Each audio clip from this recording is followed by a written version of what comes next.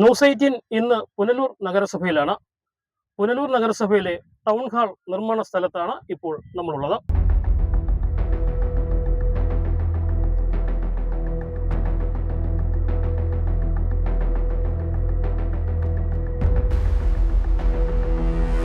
സാംസ്കാരിക പുനലൂരിന് ഏറ്റവും അത്യന്താപേക്ഷിതമായ ഒന്നാണ് ഒരു ടൗൺ ഹാൾ. പുനലൂരിൻ്റെ ഒരു പ്രത്യേകത എന്ന് പറഞ്ഞാൽ എന്തുകൊണ്ടും പുനലൂര് മികച്ചതാണെങ്കിലും ഒരു നല്ല ഗ്രൗണ്ടോ ആളുകൾക്ക് കൂടിയിരിക്കാൻ പറ്റിയ ഒരു ടൗൺ ഹാളോ അതുപോലുള്ള സംവിധാനങ്ങൾ വളരെ കുറവാണ്. അത് വളരെയധികം ചർച്ച ചെയ്തതിന് ശേഷമാണ് പുനലൂരിൽ മുൻ MLA പേരിൽ ഒരു ടൗൺ ഹാൾ നിർമ്മിക്കണം എന്ന ആശയം ഉദിക്കുന്നത്.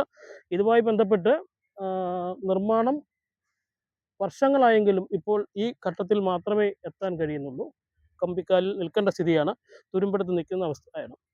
എന്തായാലും നമുക്ക് പുനലൂരിൽ ടൗൺ ഹാൾ ആവശ്യമാണ്. രാഷ്ട്രീയ ഭേദമന്യേ എല്ലാവരും പുനലൂരിൽ ടൗൺ ഹാൾ വേണമെന്ന ആവശ്യവുമായാണ് നിൽക്കുന്നത്. അപ്പോൾ നമുക്ക് പ്രധാനമായും പുനലൂരിൻ്റെ പ്രവർത്തന മേഖലകളിലുള്ള വിവിധ രാഷ്ട്രീയ സാംസ്കാരിക രംഗത്തുള്ള പലരും നമുക്ക് ഈ ആവശ്യവുമായി ഉന്നയിച്ച് നമ്മളോടൊപ്പം ഇവിടെ എത്തിയിട്ടുണ്ട്. ആദ്യം നമുക്ക് കോൺഗ്രസിൻ്റെ പ്രതിനിധി സി വിജയകുമാർ, അദ്ദേഹത്തോട് ചോദിക്കാം. ഈ ടൗൺ ഹാൾ പുനലൂരിന് അത്യന്താപേക്ഷിതമായ ഒന്നല്ലേ? പുനലൂരിന് ഏറ്റവും അത്യന്താപേക്ഷിതമാണ് പുനലൂരിലെ ഒരു ടൗൺ ഹാൾ.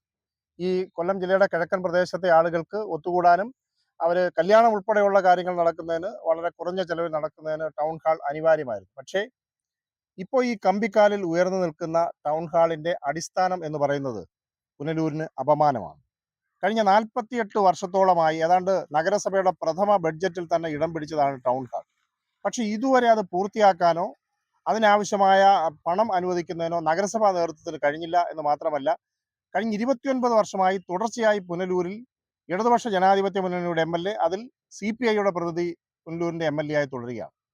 പലപ്പോഴും റവന്യൂ വകുപ്പ് മന്ത്രി കൂടി ഉണ്ടായിട്ടുള്ള പാർട്ടിയുടെ പ്രതിനിധിയാണ് പുനലൂരിലെ MLA ആയിട്ട് വന്നിട്ടുള്ളത്. അതിലേറ്റവും പ്രാധാന്യമുള്ളത് കഴിഞ്ഞ ടൈമിൽ പുനലൂരിൽ 5 വർഷം മന്ത്രി മണ്ഡലമായിരുന്നു. എന്നിട്ട് കൂടി സ്വന്തം പാർട്ടിയുടെ പ്രതിനിധിയായി ഈ പുനലൂരിന്റെ MLA ആയിരുന്ന സഖാവ് രാജഗോപാലൻ നായരുടെ പേരിലുള്ള ഈ ടൗൺ ഹാൾ, ഇത് ഫണ്ട് അനുവദിച്ച് ഇത് പൂർത്തിയാക്കാൻ ഈ ജനപ്രതിനിധിക്കും കഴിഞ്ഞില്ല, പുനലൂർ നഗരസഭയ്ക്കും കഴിഞ്ഞില്ല. അത് പുനലൂരിന് അപമാനമാണ്. അല്ല, ഫണ്ട് അനുവദിക്കപ്പെട്ടെങ്കിലും സാങ്കേതികതയിൽ കുരുങ്ങി ഇപ്പോഴും മുടങ്ങിക്കിടക്കുന്ന ഒരു സ്ഥിതിയാണെന്നാണ് നമുക്ക് മനസ്സിലാക്കാൻ സാധിച്ചത്. ഏതാണ്ട് 4.95 കോടി രൂപ ഇതിനു വേണ്ടി വകയിരുത്തിയ തുകയാണ്, ഇതിനുവേണ്ടി ഫണ്ട് ആവശ്യമായ തുകയാണ്. അതിലേതാണ്ട് 1.5 കോടിയോളം രൂപ ചെലവഴിച്ചാണ് ഈ കമ്പിക്കാലുകൾ മാത്രം ഇപ്പോൾ ഉയർന്നു നിൽക്കുന്നത്. പിന്നീടുള്ള ഒരു വർക്കുകളും പൂർത്തിയാക്കാൻ കഴിഞ്ഞില്ല. കഴിഞ്ഞ ബഡ്ജറ്റിലും ഇടം പിടിച്ചു. ഈ ബഡ്ജറ്റിലും കേവലം 20 ലക്ഷം രൂപ മാത്രമാണ് പുനലൂരിലെ ടൗൺ ഹാളിന് വേണ്ടി അനുവദിക്കപ്പെട്ടുള്ളത്. അത് തികച്ചും അപര്യാപ്തമാണ്.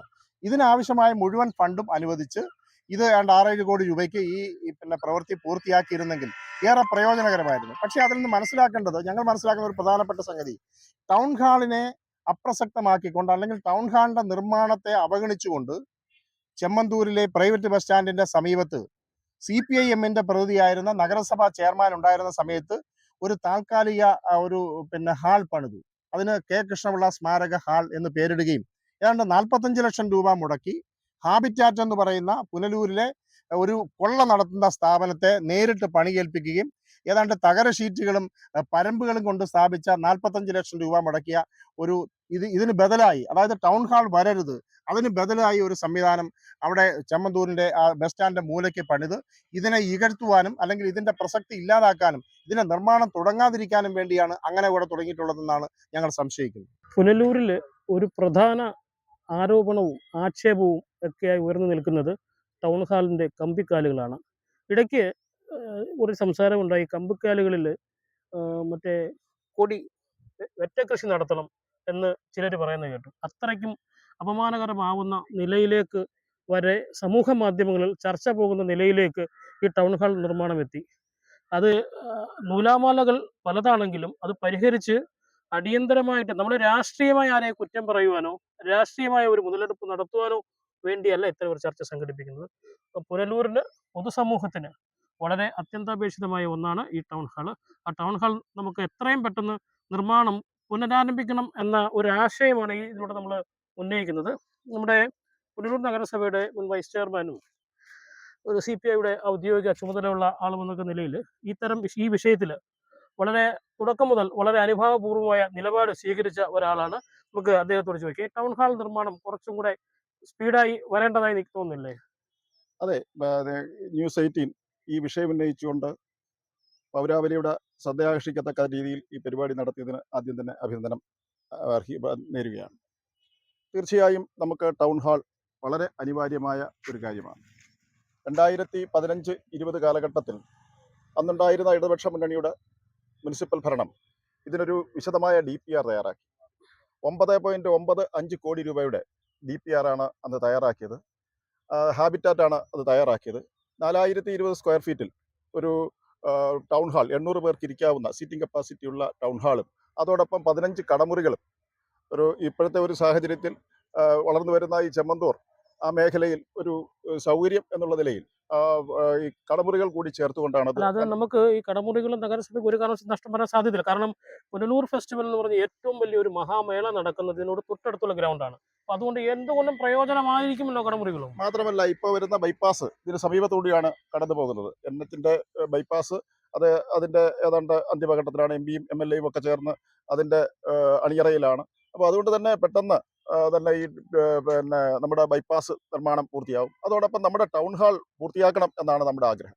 എന്നാൽ ആ DPR 9.95 കോടി രൂപയുടെ DPR തയ്യാറാക്കിയപ്പോൾ അതിനുശേഷം നമുക്ക് ഈ കൗൺസിൽ അധികാരത്തിൽ വരികയും 2 വർഷം കോവിഡിന്റെ അതിരൂക്ഷമായ ആക്രമണം ഉണ്ടായി. 2 വർഷം അങ്ങനെ പോയി. അങ്ങനെ നമുക്ക് നഷ്ടപ്പെട്ടു. സ്വാഭാവികമായും അന്നത്തെ നിർമ്മാണ പ്രവൃത്തികളുമായി ബന്ധപ്പെട്ട് ആ നിർമ്മാണ സാമഗ്രികളുടെ വില 2 വർഷം കഴിഞ്ഞപ്പോൾ കൂടി. അതിന്റെ അടിസ്ഥാനത്തിൽ ആ DPR ഹാബിറ്റാറ്റിന് ചെയ്യാനൊക്കാതെ വന്നു. തുക വളരെ വർദ്ധിക്കുന്ന ഒരവസ്ഥയിൽ വന്നു. വളരെ സമ്മർദ്ദം ചെലുത്തി ഞാനും നിമ്മി എബ്രഹാമും അന്ന് ചെയർപേഴ്സൺ ആയിരിക്കുന്നു. ഞങ്ങൾ വളരെ ഭരണസമിതി വളരെ സമ്മർദ്ദം ചെലുത്തിയാണ് അന്ന് ഈ 1,60,00,000 രൂപ ചെലവഴിച്ച് ഇതിന്റെ ബേസ്മെന്റ് ഇട്ടത്.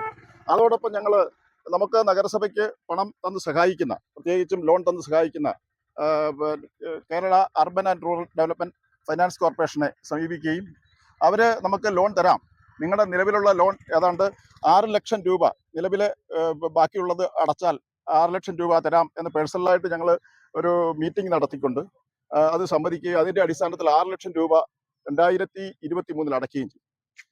തുടർന്ന് KURDFC അതിൻ്റെ ലോൺ പ്രോസസ്സുമായി ബന്ധപ്പെട്ട് മുന്നോട്ട് പോവുകയാണ്. നമുക്കറിയാം, ഈ ഒരു DPR തയ്യാറാക്കി KURDFCയിൽ നിന്ന് ലോൺ വാങ്ങുന്ന സാങ്കേതികത്വം, നമുക്ക് തിരിച്ചടവിനുള്ള ശേഷി ഉണ്ട് എന്ന് കാണിക്കുന്ന കഴിഞ്ഞ 5 വർഷത്തെ എക്സ്പെൻഡിച്ചർ സ്റ്റേറ്റ്മെന്റ്, വരവ് ചെലവ് സ്റ്റേറ്റ്മെന്റ് അവർക്ക് നൽകണം. അങ്ങനെ നൽകി അവരുടെ ഒരു വലിയ പരിശോധന, LSGയുടെ ഒരു വലിയ പരിശോധന, DPR മാറ്റുമ്പോൾ അത്തരത്തിലുള്ള കാര്യങ്ങളൊക്കെ ഉണ്ടാവും. അതൊക്കെ നമുക്ക് നടത്തിയെടുത്തുകൊണ്ടാണ് ഇപ്പോൾ ഇരിക്കുന്നത്. തീർച്ചയായും കഴിഞ്ഞ ദിവസവും നമ്മുടെ നഗരസഭാ ചെയർപേഴ്സൺ KURDFCയുമായി ഒരു മീറ്റിംഗ് നടത്തി ഇത് അടിയന്തരമായി ഇത് പൂർത്തിയാക്കാനുള്ള, ഇനിയിപ്പോൾ ഇതിന് ഒരു 11 കോടിയിൽ മുകളിൽ ഇതിന് തുക വരും. അതിൻ്റെ DPR തയ്യാറാക്കുന്ന പദ്ധതി ഹാബിറ്റാറ്റാണ് ഇത് ചെയ്തുകൊണ്ടിരുന്നത്. ഹാബിറ്റാറ്റിനെ ചുമതലപ്പെടുത്തിയിട്ടുണ്ട്. അപ്പോൾ അത്തരത്തിൽ ഇതിന്റെ നിർമ്മാണ പ്രവർത്തനവുമായി ബന്ധപ്പെട്ട് മുന്നോട്ട് പോകാനാണ് നഗരസഭ ആഗ്രഹിക്കുന്നത്. ഇവിടെ പറഞ്ഞതുപോലെ രാജഗോപാലൻ നായർ സാറിന്റെ, പ്രത്യേകിച്ചും പുനലൂരിന്റെ MLA ആയിരുന്ന, ആദ്യകാല കമ്മ്യൂണിസ്റ്റ് നേതാവായിരുന്ന, KPSCയുടെ സ്ഥാപകനായിരുന്ന രാജഗോപാലൻ നായർ സാറിനെ പോലെയുള്ള ഒരാളിന്റെ നാമധേയത്തിൽ നടത്തുന്ന ഇത് എത്രയും പെട്ടെന്ന് പൂർത്തീകരിക്കണം എന്നതാണ് നമ്മുടെ ആഗ്രഹം.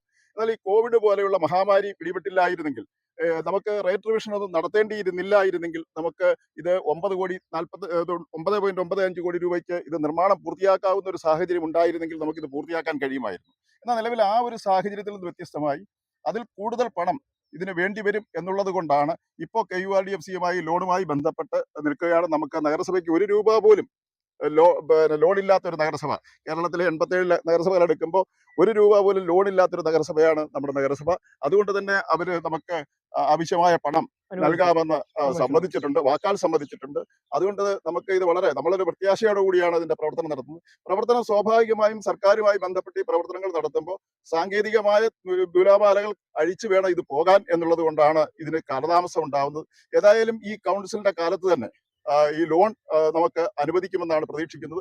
ഏതായാലും ഇത് സമയബന്ധിതമായി ഇനി അത് പൂർത്തിയാക്കാൻ ഈ കൗൺസിലിന്റെ കാലാവധി കഴിയുന്നതിന് മുമ്പ് നിർമ്മാണം പുനരാരംഭിക്കാൻ അതെ ആ പ്രതീക്ഷയാണ് നിർമ്മാണം പുനരാരംഭിക്കണം. നമുക്ക് ഇത് ഞങ്ങളുടെ ആരുടെയും പേരൊന്നും കല്ലൊന്നും ഇല്ല, കല്ലൊക്കെ നേരത്തെ ഇരുന്നവരിട്ടതാണ്. ഇത് ഞങ്ങൾ ആഗ്രഹിക്കുന്നത് എത്രയും പെട്ടെന്ന് ഇത് പൂർത്തിയാക്കുക എന്നുള്ളതാണ്. അതാണ് ഞങ്ങൾ ആഗ്രഹിക്കുന്നത്. അതുകൊണ്ട് തന്നെ ഞങ്ങൾ വളരെ വളരെ കാര്യമായിട്ട് ഇതിനകത്ത് ഇടപെട്ട് അല്ല, നമുക്ക് പുനലൂരിന്റെ പേരെടുത്ത് പറയുന്ന ചില തൂക്കുപാലവും പേപ്പർ മില്ലും ഉൾപ്പെടെ ഭാവിയിൽ എടുത്തു പറയാൻ സാധ്യതയുള്ളൊരു കെട്ടിടമായി മാറണം ഇത്. മാത്രമല്ല പുനലൂരിൻ്റെ ഒരു വലിയ വരുമാന സ്രോതസ്സായി ഇത് ഞങ്ങൾ കാണുന്നുണ്ട്. ഈ 15 കടമുറികൾ, അതുപോലെ തന്നെ ഹൈവേയുടെ സമീപത്തുകൂടി പോകുന്നത്, ഇവിടുത്തെ സാധാരണ മനുഷ്യരുടെ ഇവിടെ നമുക്ക് അവരുടെ വിവാഹങ്ങൾ, അതുപോലെ നമ്മുടെ സാംസ്കാരിക മേഖലയുടെ ഉന്നമനത്തിന് അത്തരത്തിലുള്ള കാര്യങ്ങളൊക്കെ ഇവിടെ ചെയ്ത് നമുക്ക് മുന്നോട്ട് പോകണമെന്നാണ് നമ്മൾ ആഗ്രഹിക്കുന്നത്. അപ്പോൾ അതൊക്കെ നമുക്ക് നടപ്പാക്കാനാണ് ഇത്. സ്വാഭാവികമായും ഈ കോവിഡ് കാലയളവാണ് നമ്മളെ ചുറ്റിച്ചത്. ഇല്ലായിരുന്നെങ്കിൽ ഇത് സമയബന്ധിതമായി പൂർത്തിയാക്കിയതിന് കഴിഞ്ഞ കൗൺസിൽ ഇതിന് 80 ലക്ഷം രൂപ കഴിഞ്ഞ കൗൺസിലിന്റെ അവസാന കാലത്ത് ഇതിന് പ്ലാൻ ഫണ്ടിൽ വെച്ചിരുന്നു. അങ്ങനെ ആ പ്ലാൻ ഫണ്ട് നമ്മൾ സ്പിൽ ഓവർ ആക്കിക്കൊണ്ട് നമ്മുടെ ഭരണകാലത്ത് വീണ്ടും അത് കൊടുക്കുകയും ഹാബിറ്റാറ്റിനെ കൊണ്ട് 1,60,00,000 രൂപ അങ്ങനെയാണ് ചിലവാക്കിയത്. പക്ഷേ കോവിഡ് കാലത്ത് നമുക്ക് ഒരുപാട് സാമ്പത്തിക ക്രൈസിസ് വന്നു. ഞങ്ങളൊക്കെ വളരെ ശുഭാപ്തിവിശ്വാസത്തോടെ നിൽക്കുന്നു. പുനലൂരിലെ ജനങ്ങളുടെ ആഗ്രഹപ്രകാരം ഇത് നമുക്ക് നടത്തിയെടുക്കാൻ കഴിയുമെന്നാണ് എനിക്ക് പൂർണ്ണ വിശ്വാസമുള്ളത്. ഇതിന്റെ ഭാഗമായി കഴിഞ്ഞ 2 വർഷം എനിക്ക് പ്രവർത്തിക്കാൻ കഴിഞ്ഞു എന്നുള്ളത് കൊണ്ടാണ് ഞാനിത് ആധികാരികമായി പറയുന്നത്. വളരെ വ്യക്തമാണ്. ഈ ഭരണസമിതി കാലാവധി കഴിയുന്നതിന് മുമ്പ് അനുവദനീയമായ സാധ്യതയുള്ള ലോണുകൾ എല്ലാം സംഘടിപ്പിച്ച് നിർമ്മാണം ആരംഭിക്കും എന്നുള്ളൊരു ശുഭ പ്രതീക്ഷയാണ് മുൻ വൈസ് ചെയർമാൻ കൂടിയായ VP ഉണ്ണികൃഷ്ണൻ നൽകുന്നത്.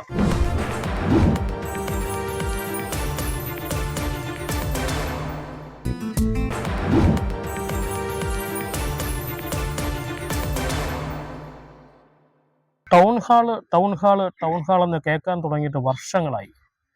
പക്ഷേ ടൗൺ ഹാൾ കാണാൻ നമ്മളിവിടെ വരികയാണെങ്കിൽ വളരെ നിരാശാജനകമായ കാഴ്ചയാണ് കാണാൻ കഴിയുന്നത്. ഒരാൾ പൊക്കത്തോളം വളർന്നു നിൽക്കുന്ന കാടും അതിൻ്റെ മധ്യഭാഗത്ത് ഉയർന്നു നിൽക്കുന്ന തുരുമ്പെടുത്ത കമ്പികളും, അതാണ് നമുക്ക് ടൗൺ ഹാൾ എന്ന് പറയുമ്പോൾ പുനലൂരിൽ കാണാൻ കഴിയുന്നത്. അതിന് ഒരു മാറ്റം ഉണ്ടാകണം. അടിയന്തരമായി തന്നെ ഇടപെടലുകൾ ഉണ്ടാവണം. കാരണം ഈ പുനലൂരിൻ്റെ അതിപ്രശസ്തനായ ഒരു കലാകാരനായിരുന്നു KPSCയുടെ സ്ഥാപകൻ്റെ നാമധേയത്തിലാണ് ഇതിവിടെ ആരംഭിക്കാൻ ഉദ്ദേശിച്ചത്. അതുപോലെ തന്നെ പുനലൂരിലെ ആദ്യകാല MLA അദ്ദേഹത്തിൻ്റെ പേരിന് കളങ്കം വരുന്ന രീതിയിലാണ് നിലവിൽ ഇപ്പോൾ ഇതിൻ്റെ സ്ഥിതി. അതിലൊരു മാറ്റം ഉണ്ടാകണം. അതിനൊരു ശ്രമത്തിൻ്റെ ഭാഗമായാണ് നമ്മൾ ഒത്തുകൂടിയിരിക്കുന്നത്. ഇത് പുനലൂർ ടൗൺ ഹാളിനൊരു മാറ്റം ഉണ്ടാകണം, അടിയന്തരമായി നിർമ്മാണം ആരംഭിക്കണം എന്നൊരു പൊതു ആശയമാണ് ഉദിച്ചു വരുന്നത്. BJPയുടെ പ്രതിനിധി എന്ന നിലയിൽ എന്താണ് പറയാനുള്ളത്?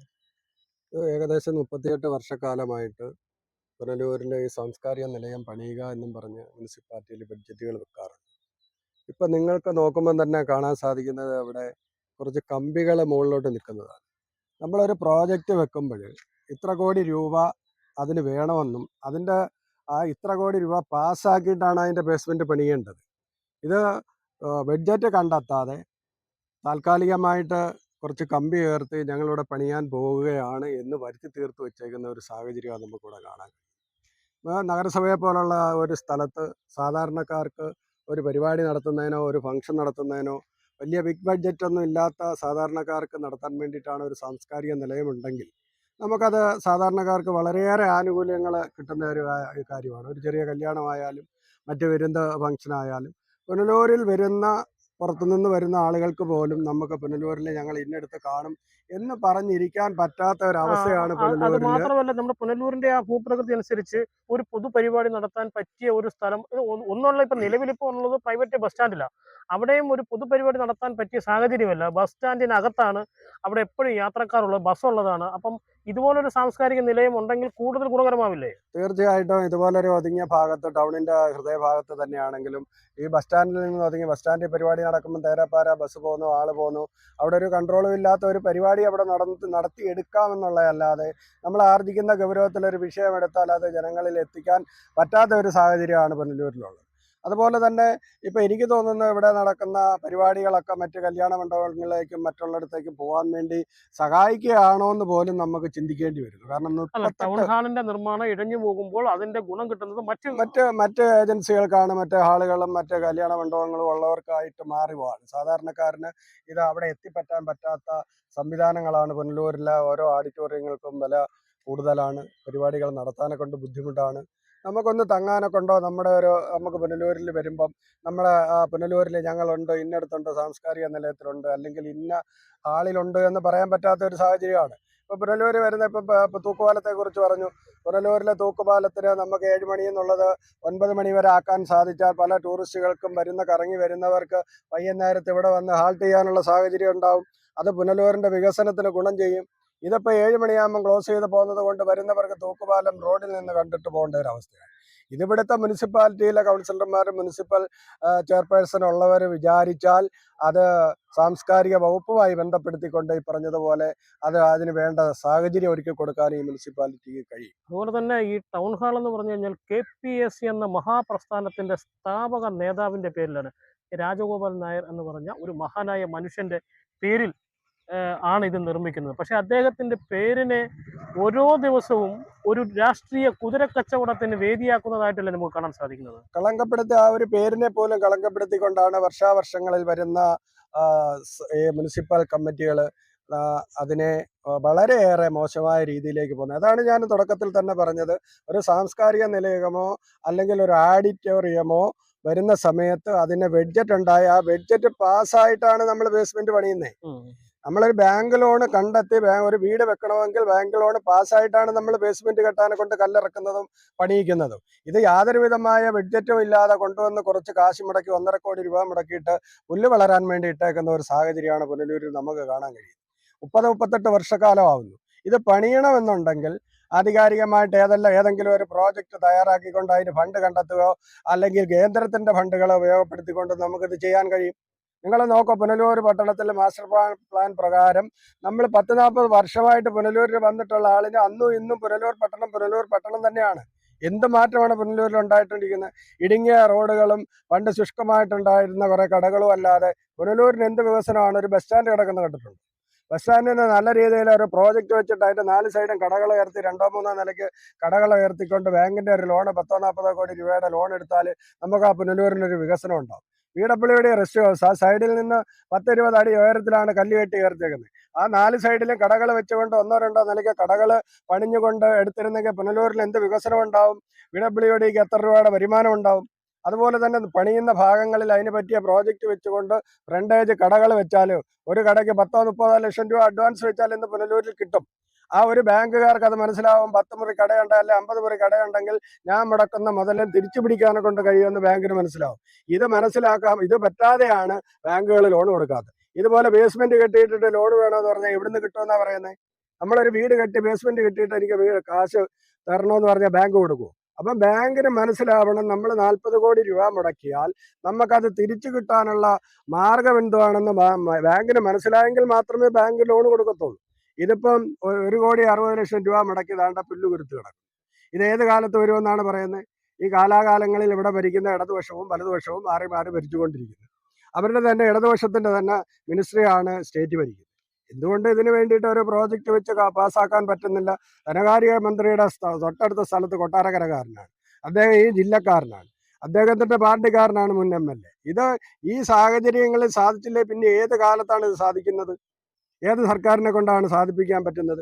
അപ്പൊ പുനലൂരിന് ഇത് അനിവാര്യമാണെന്ന് പുനലൂരിലെ ജനങ്ങൾക്ക് ബോധ്യമാണ്. പുനലൂരിലെ വാർഡ് മെമ്പർമാർക്കായാലും MLAക്കായാലും അതിൻ്റെ ആ ഒരു സ്വാധീനം ഇതിവിടെ വളർത്തിയെടുക്കണം. ഇത് ഹാളായിട്ട് പണിയണം എന്ന് തോന്നിയാൽ മാത്രമേ ഇത് വിജയിക്കുകയുള്ളൂ.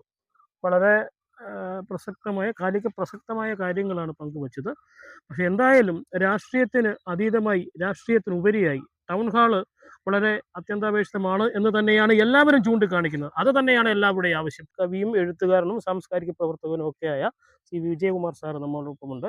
സാർ, ഒരു സാംസ്കാരിക രംഗത്ത് ഒരു ടൗൺ ഹാളിൻ്റെ പ്രസക്തി വളരെ വലുതാണ്.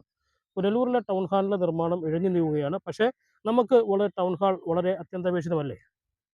പുനലൂരിലെ സാംസ്കാരിക പ്രവർത്തനങ്ങൾ ഏകോപിപ്പിക്കുന്നതിന് ടൗൺ ഹാള് അനിവാര്യമായ കാര്യമാണ്. പുനലൂരിൽ ഏതാണ്ട് 1988 ഇന്ന് കാണുന്ന LDF UDF എന്ന നിലയിൽ മുനിസിപ്പൽ തെരഞ്ഞെടുപ്പ് മത്സരിക്കുന്നത്. അന്ന് LDFൻ്റെയും UDFൻ്റെയും പ്രകടന പത്രികയിൽ സൂചിപ്പിച്ച പ്രധാന കാര്യം ടൗൺ ഹാളിൻ്റെ നിർമ്മാണമാണ്. അന്ന് LDFിലെ ശ്രീ AG സെബാസ്റ്റ്യൻ മുനിസിപ്പൽ ചെയർമാനായി അധികാരത്തിൽ വരുന്നു. പിന്നീട് അടുത്ത തെരഞ്ഞെടുപ്പ് നടന്നത് 1995-ലാണ്. അന്നും LDF ആണ് അധികാരത്തിൽ വന്നത്. ആ പ്രകടന പത്രികയിലും ടൗൺ ഹാളിനെ കുറിച്ച് സൂചിപ്പിച്ചിരുന്നു. പിന്നെ 2000-ലെ തെരഞ്ഞെടുപ്പിൽ UDF അധികാരത്തിൽ വരുന്നു. അന്നും രണ്ട് മുന്നണിയുടെയും പ്രകടന പത്രികയിൽ ടൗൺ ഹാളിനെ കുറിച്ച് വളരെ പ്രാധാന്യത്തോടു കൂടി സൂചിപ്പിച്ചതാണ്. 2000-ൽ അധികാരത്തിൽ വന്നു. 4 വർഷമാണ് അന്ന് UDFന് ഭരിക്കാൻ പറ്റിയത്. അവസാനത്തെ ഒരു വർഷം LDF ആണ് ഭരിച്ചത്. പിന്നീട് 2005-ലെ തെരഞ്ഞെടുപ്പിലും 2010-ലെ തെരഞ്ഞെടുപ്പിലും 2015-ലെ തെരഞ്ഞെടുപ്പിലും 2020-ലെ തെരഞ്ഞെടുപ്പിലും ആ പ്രകടന പത്രികയിലെല്ലാം ടൗൺ ഹാളിനെ കുറിച്ച് സൂചിപ്പിച്ചിട്ടുണ്ട്. ഇത് പുനലൂരിലെ ജനങ്ങളുടെ ഒരു വൈകാരിക വിഷയമായതുകൊണ്ട് ടൗൺ ഹാൾ പണിയും എന്ന് ഉയർത്തി കാണിച്ചുകൊണ്ട് തെരഞ്ഞെടുപ്പിനെ നേരിടുക എന്ന് പറയുന്ന ഒരു തന്ത്രം, അത് കഴിഞ്ഞ കുറേ നാളായി പുനലൂരിൽ നമ്മൾ കണ്ടുകൊണ്ടിരിക്കുകയാണ്. ഇവിടെ ഇപ്പോൾ കഴിഞ്ഞ 7 വർഷത്തിനു മുമ്പ് തറക്കല്ല് പലതവണ ഇട്ടു. കഴിഞ്ഞ 7 വർഷത്തിനു മുമ്പാണ് ഈ കാണുന്ന തരത്തിൽ കുറേ കമ്പികൾ പാകി നിർത്തിയിരിക്കുന്നത്. ഇത് ഏതാണ്ട് 1.5 കോടി രൂപ മുടക്കി. ഞാൻ മനസ്സിലാക്കുന്നത് ഈ 1.5 കോടി രൂപ കേന്ദ്രത്തിൽ നിന്നും മറ്റും കിട്ടുന്ന പദ്ധതി വിഹിതം എടുത്ത് 1.5 കോടിയോളം രൂപ മുടക്കി ഇത് പണിതതാണ്. അതിനുശേഷം ഷോപ്പിംഗ് കോംപ്ലക്സ് ഉൾപ്പെടെയുള്ള കാര്യങ്ങൾ ഉള്ളതിനാൽ ബാങ്കുകളിൽ നിന്ന് കാര്യമായ ലോൺ കിട്ടി പണിയാം എന്നവർ ധരിക്കുകയും കാര്യമായ ഒരു ദീർഘവീക്ഷണമോ പദ്ധതിയോ അതിനെപ്പറ്റി ഒരു ലക്ഷ്യബോധമോ ഇല്ലാത്തതിൻ്റെ അടിസ്ഥാനത്തിൽ കല്ലിടുക, കല്ലിനകത്ത് പേര് വരുത്തുക എന്ന് പറയുന്ന സങ്കുചിതമായ ചില താല്പര്യങ്ങളായിരിക്കാം ഇതിനെ തുടക്കത്തിൽ തന്നെ നിലച്ചു പോകാൻ കാരണമായി. ഒരു ടൗൺ ഹാൾ വരിക എന്ന് പറഞ്ഞാൽ ഏതാണ്ട് ഞാൻ ഇവിടെ സൂചിപ്പിച്ച പോലെ 88-ലെ രണ്ട് മുന്നണികളുടെയും പ്രധാന വിഷയമായി സൂചിപ്പിച്ചു. 88-ൽ പുനലൂരിൽ കാര്യമായ ഒരു കല്യാണ മണ്ഡപം പോലും ഇല്ലാത്ത സാഹചര്യത്തിൽ സാധാരണ ജനങ്ങൾ ചിന്തിച്ചു, ഒരു ടൗൺ ഹാൾ വന്നു കഴിഞ്ഞാൽ അവർക്ക് താരതമ്യേന വാടക കുറച്ച് കിട്ടി കല്യാണം നടത്താം, അതുപോലെയുള്ള കാര്യങ്ങൾ ഒക്കെ നടത്താം. ഒരു സാംസ്കാരിക കേന്ദ്രം എന്ന് പറയുമ്പോൾ പുനലൂരിൽ ഒരു 50 പേർക്ക് കൂടാൻ പറ്റുന്ന ഒരു സംവിധാനം ഇല്ല. പുനലൂർ ബാലൻ ലൈബ്രറി എന്ന് പറഞ്ഞുകൊണ്ട് ലക്ഷക്കണക്കിന് രൂപ അവിടെ മുടക്കാറുണ്ട്. പക്ഷെ അവിടെ ഒരു 25 പേർക്ക് ഒത്തുകൂടാൻ പറ്റുന്ന ഒരു സംവിധാനം ഇല്ല. അല്ല, പുനലൂർ ബാലൻ ലൈബ്രറിയുടെ കോമ്പൗണ്ടും ഇപ്പം പൂർണ്ണമായിട്ടും നശിച്ചു കിടക്കുന്ന ഒരു അവസ്ഥയാണ്. പുനലൂർ ബാലൻ ലൈബ്രറിയുടെ കോമ്പൗണ്ടും പൂർണ്ണമായും നശിച്ചുകൊണ്ടിരിക്കുകയാണ്. ഏതാണ്ട് തൊട്ടു താഴെയുള്ള ബാലഭവൻ തന്നെ, അവിടെ ഞാൻ മനസ്സിലാക്കുന്നത് മുനിസിപ്പാലിറ്റി മറ്റെന്തോ പദ്ധതി, ആ ബാലഭവൻ കൂടി അവിടെ ഇല്ലാതാകുകയാണെങ്കിൽ ആ സ്ഥലത്ത് മറ്റെന്തോ പദ്ധതി ആലോചിക്കുന്നതായിട്ടാണ് മനസ്സിലാക്കാൻ കഴിയുന്നത്. ഫലത്തിൽ പുനലൂരിലൊരു സാംസ്കാരിക കൂട്ടായ്മയ്ക്ക് യാതൊരുവിധ സാഹചര്യങ്ങളും ഇല്ല എന്നുള്ളതാണ്. തൂക്കുപാലം തന്നെ സാംസ്കാരിക വകുപ്പിന്റെ തൂക്കുപാലം. ആ തൂക്കുപാലത്തിൽ ഈ വൈകുന്നേരങ്ങളിലാണ് കുറെ ആളുകൾക്ക് വരാൻ പറ്റുന്നത്. നമ്മുടെ ഈ താലൂക്കിന്റെയും പത്തനാപുരം താലൂക്കിന്റെയും ഒക്കെ പല ഭാഗത്ത് നിന്ന് ആളുകൾ തൂക്കുപാലം കാണാൻ വരുമ്പോൾ ഏതാണ്ട് ഒരു 6:30-7 മണിയാകുന്നതിന് മുമ്പ് തന്നെ ആ ഉള്ള ആളുകളെ എല്ലാം അവിടെ നിന്ന് അടിച്ചിറക്കുകയാണ്. അപ്പോൾ ഒരു 9 മണി വരെ എങ്കിലും അത് പ്രവർത്തിക്കാൻ. അപ്പൊ അതിന് പറയുന്നത് സാംസ്കാരിക വകുപ്പിന് അത്രയേ സമയം അനുവദിക്കാൻ പറ്റൂ. അപ്പൊ സാംസ്കാരിക വകുപ്പിന് അത്രേ പറ്റൂ എന്ന് നഗരസഭ വേവലാതിപ്പെടുന്നത് കേട്ടാൽ നമുക്ക് തോന്നും സാംസ്കാരിക വകുപ്പ് എന്ന് പറയുമ്പോൾ പഴയ ഈസ്റ്റ് ഇന്ത്യ കമ്പനി പോലെ എന്തോ നമുക്ക് അപ്രാപ്യമായ സംഗതിയാണെന്ന് തോന്നിപ്പോകും. ഇതൊക്കെ പരിഹരിക്കാനാണ് ഗവൺമെന്റുകൾ. തദ്ദേശ സ്വയംഭരണ വകുപ്പ് എന്ന് പറയുമ്പോൾ പ്രാദേശിക ഗവൺമെന്റ് ആണ്. അപ്പൊ അതിനുശേഷമുള്ള 2-3 മണിക്കൂർ അത് തുറന്ന് പ്രവർത്തിക്കുന്നതിന് വേണ്ടുന്ന ഉത്തരവാദിത്വം ഞങ്ങൾ ഏറ്റെടുക്കാം എന്ന് കൗൺസിൽ പാസ്സാക്കി സാംസ്കാരിക വകുപ്പിനെ സമീപിച്ചു കഴിഞ്ഞാൽ അവിടെ അല്ലെങ്കിൽ ആ സമയത്ത് താൽക്കാലിക ജീവനക്കാരനെ വെക്കണമെങ്കിൽ അതിന്റെ എക്സ്പെൻസ് ഞങ്ങൾ മീറ്റ് ചെയ്തോളാം എന്ന് നഗരസഭ സാംസ്കാരിക വകുപ്പിനോട് ആവശ്യപ്പെടുകയാണെങ്കിൽ ഇതൊക്കെ പരിഹരിക്കാവുന്ന കാര്യങ്ങളാണ്. പക്ഷെ ഇതൊന്നും പരിഹരിക്കാനല്ല. ഇപ്പോൾ നമുക്കറിയാം, നമ്മുടെ നാട്ടിൽ ഏറ്റവും കൂടുതൽ അഴിമതി നടക്കുന്നത് തദ്ദേശ സ്ഥാപനങ്ങളിലാണ്. കോട്ടയത്ത് വേണ്ടി 270 കോടി രൂപയുടെ വിജിലൻസ് അന്വേഷണവും ഒക്കെ നടക്കുകയാണ്. ഇവിടെ ഒരുപാട് വിഷയങ്ങളുണ്ട്. അപ്പൊ ഇതിനകത്തൊക്കെ എങ്ങനെ കുഴപ്പങ്ങൾ കാണിക്കാം, അതിലെന്ത് കിട്ടും എന്ന് ചിന്തിക്കുന്ന ഇടത്തേക്ക് നമ്മുടെ രാഷ്ട്രീയ നേതൃത്വങ്ങൾ ചെന്ന് എത്തുന്നു എന്നുള്ളതാണ്. അത്തരം സന്ദർഭങ്ങളിൽ സാംസ്കാരിക പ്രവർത്തനം നിഷ്പ്രഭമാകും. പുനലൂരിൽ അത് തന്നെയാണ് സംഭവിച്ചുകൊണ്ടിരിക്കുന്നത്. പുനലൂരിൽ ഇത്തരം സാംസ്കാരിക കൂട്ടായ്മയ്ക്ക് യാതൊരുവിധ സാധ്യതകളുമില്ലാത്ത തരത്തിൽ പോവുകയാണ്. അതിൻ്റെ ഏറ്റവും വലിയ തെളിവാണ്, ഏറ്റവും ലജ്ജാകരമായ തെളിവാണ് ഇവിടെ ഉയർന്നു നിൽക്കുന്ന ഈ കമ്പി. ഇത് ന്യൂസ് 18 പോലെയുള്ള ഒരു പ്രമുഖ ചാനലിൽ ഇത് വന്ന് അത് ലോകം മൊത്തമുള്ള ആളുകൾ കണ്ട്, പല ഭാഗത്ത് നിൽക്കുന്ന പുനലൂരിലെ ആളുകൾ കണ്ട്, അങ്ങനെയെങ്കിലും ഇതിൻ്റെ അധികാരികൾക്കൊരു ലജ്ജ തോന്നിയിട്ട് ഇതിന് എന്താണ് സമഗ്രമായി ചെയ്യേണ്ടതെന്ന് അവർ ചിന്തിക്കും എന്ന് ഞാൻ പ്രതീക്ഷിക്കുകയാണ്. എന്തായാലും പുനലൂരിൽ ടൗൺ ഹാൾ വളരെ അത്യന്താപേക്ഷിതമാണ്. പുനലൂർ ടൗൺ ഹാൾ നിർമ്മാണത്തിന്റെ ആ ബാലാരിഷ്ടത ഒഴിവാക്കുവാൻ അടിയന്തരമായി തദ്ദേശ സ്വയംഭരണ വകുപ്പ് ഇടപെടണം. പുനലൂർ MLA ഈ വിഷയത്തിൽ അടിയന്തരമായി ഇടപെടണം. ഇതാണ് ന്യൂസ് 18 ചൂണ്ടിക്കാണിക്കാനുള്ളത്. ഇതോടെ ഈ അധ്യായം ഇവിടെ സമാപിക്കുകയാണ്. നന്ദി, നമസ്കാരം.